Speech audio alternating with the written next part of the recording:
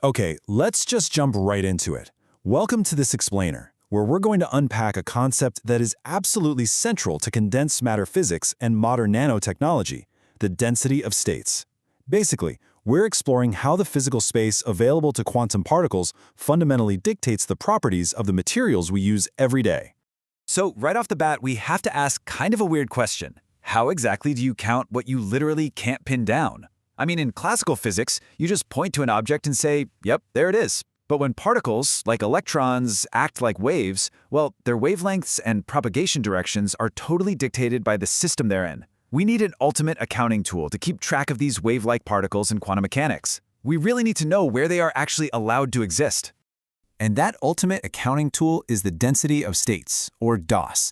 By definition, it's the number of allowed electron, hole, or even phonon states per volume at a given energy level.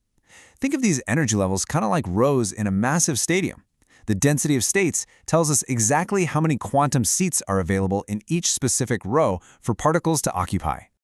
Our agenda for today. First, we'll establish the concept of quantum real estate. Then, we'll look at electrons in 3 dimensions, flattening to 2 dimensions, and squeezing into 1 dimension. Finally, we'll cover phonon modes and vibrations, and wrap up with Van Hove singularities. Section 1. The quantum real estate. Let's establish what this available space actually looks like at a fundamental level. It's pretty straightforward.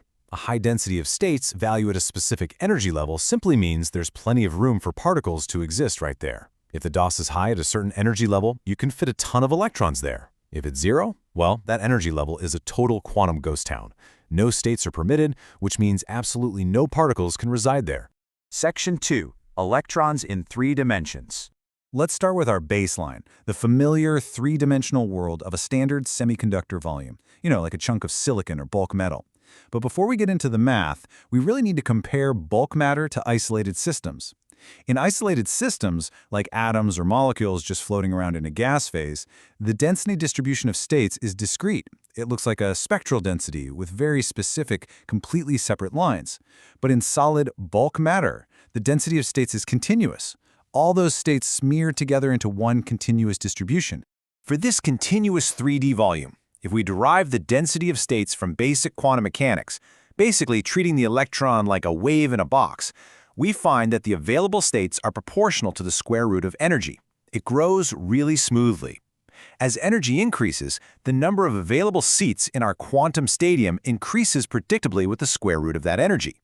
And that allows for a highly ordered filling of electrons, starting from the lowest energy and working their way up. Section 3. Flattening to 2 dimensions. But what happens if our semiconductor region is very, very thin? Imagine effectively squishing our universe into a flat 2D XY plane where the Z component is just 0.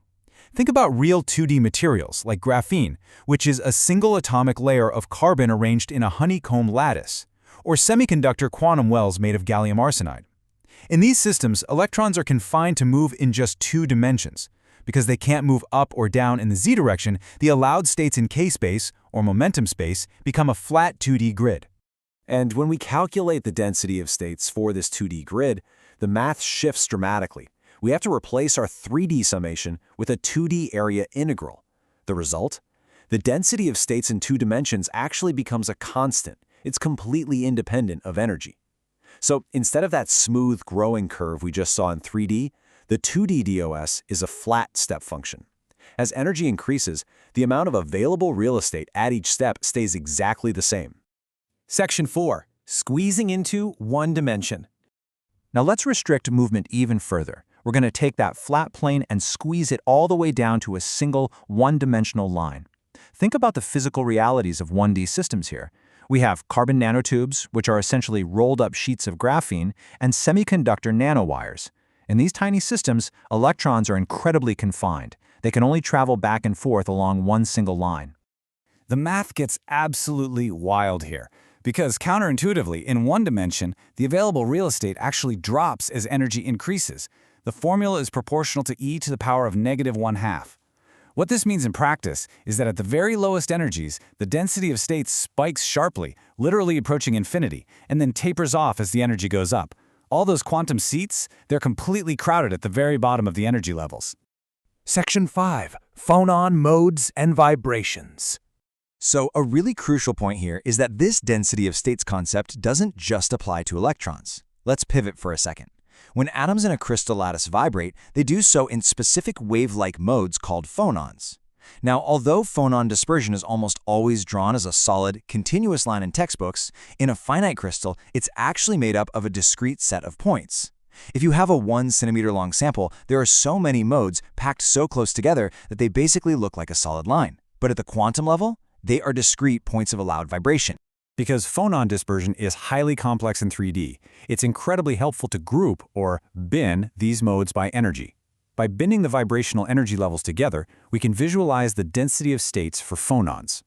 When we look at this kind of distribution, it's clear there are simply more vibrational modes available at higher energies. But remember, this describes how many vibrational modes exist at a particular level, not the actual amplitude of those vibrations. The amplitude itself depends on the overall temperature of the solid. Section 6. Van Hovier singularities. Okay, this brings us to the climax. What happens when our continuous formulas just break down entirely?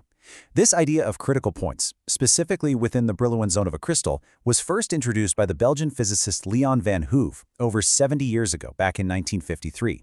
He was initially analyzing phonon densities of states, looking at those exact atomic vibrations we were just talking about, and he noticed something mathematically startling.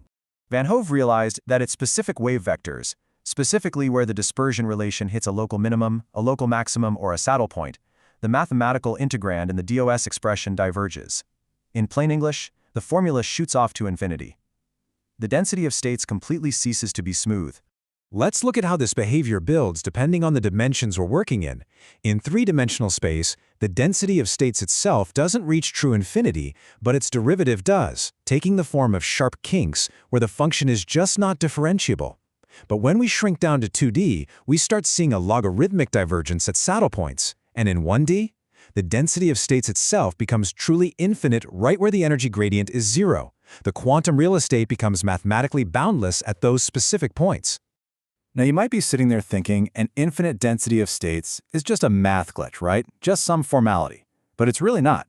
These divergences are readily observable in the real world. They heavily dictate the optical absorption spectra in highly anisotropic nanomaterials. We see them in quasi-2D graphite, in quasi-1D beachcard salts, and they play a massive role in the optical intensities of single-walled carbon nanotubes. Even more recently, they've been observed in twisted graphene layers, where just rotating macroscopic layers alters the inner layer coupling and produces incredibly pronounced Van Hove singularities. Which leaves us looking at a pretty thrilling frontier.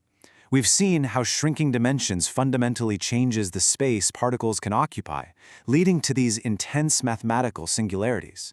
So, if simply twisting microscopic layers of graphene fundamentally alters its quantum real estate enough to create infinite states, what other impossible material properties are just waiting to be engineered at these singularities? How will we manipulate the density of states to build the nanotechnology of tomorrow? It's definitely something to think about the next time you view the materials around you. We're looking at them in a whole new quantum light.